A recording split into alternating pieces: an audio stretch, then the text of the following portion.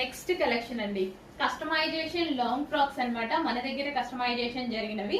So ఇది వచ్చేసి georgette collection. దీని మీద సీక్వెన్స్ చమ్కీ వర్క్ కనిపిస్తుంది కదా, so chamki work and yoke part వచ్చేసి ఈ విధంగా స్క్వేర్ షేప్ నెక్ తీసుకొని లేస్ ప్రొవైడ్ చేయడం జరిగింది.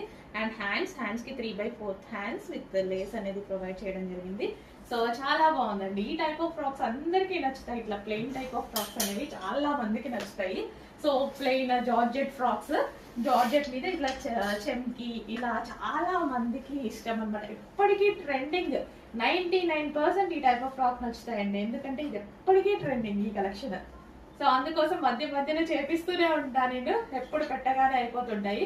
సో మన దగ్గరే కస్టమైజేషన్ జరిగిన ఫ్రాక్స్ అనమాట. జస్ట్ మీరు కస్టమైజేషన్ బయట చేపిస్తే ఎంత అవుతుందండి, జస్ట్ బయట కస్టమైజేషన్ ప్రైస్ మీకు ఎంత తీసుకుంటారు, చాలా కాస్ట్ తీసుకుంటున్నారు కదా. బయట కస్టమైజేషన్ చేపిస్తే